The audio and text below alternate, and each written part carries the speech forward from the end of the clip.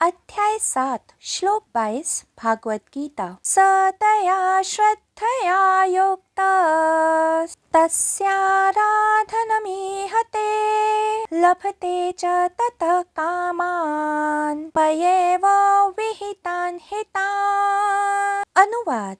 वह मनुष्य श्रद्धा से युक्त हुआ उस देवता के पूजन की चेष्टा करता है और उस देवता से मेरे द्वारा ही निहित किए हुए इन इच्छित भोगों को निसंदेह प्राप्त होता है। व्याख्या।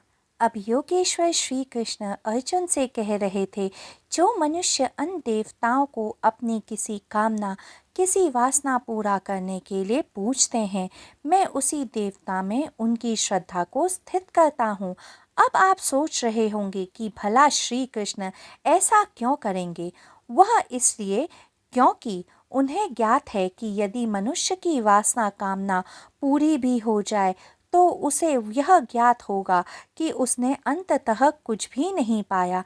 तब कहीं वो सोचेगा कि यदि उसने अपनी यह शक्ति को कामना पूरी करने के बजाय परमात्मा प्राप्त करने में लगाया होता तो वह आज स्वयं परमात्मा हो सकता था। श्री कृष्ण जैसा गुरु शायद ही आज तक किसी शिष्य को मिला होगा।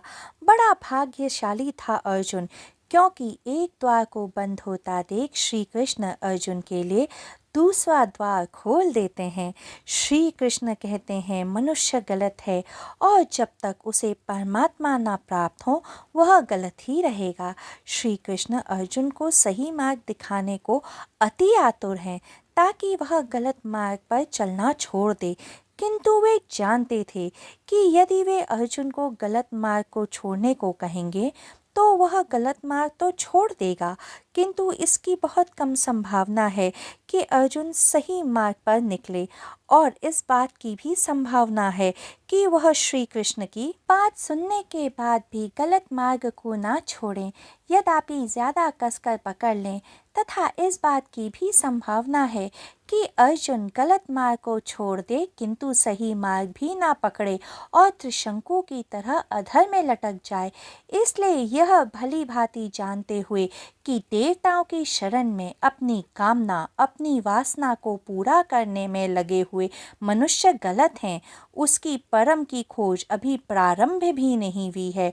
श्री कृष्ण अर्जुन से कह रहे हैं कि मैं वो तेरी कामना वासना पूर्ण करूँगा ताकि तेरी श्रद्धा जिस देवता को तू पूछ रहा है उसमें स्थित हो जाए। और यदि एक एक पग चलकर तेरी श्रद्धा दृढ़ हो जाती है तब एक अनिवार्य घटना घटित होगी कि जब श्रद्धा पूर्ण होगी कोई अविश्वास नहीं रहेगा।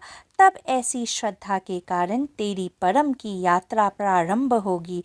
श्री कृष्ण बहुत करुणामय हैं, उनकी दया हर एक मनुष्य पर है जिसे भूल होने का डर है, जिसे सही ना हो पाएगा।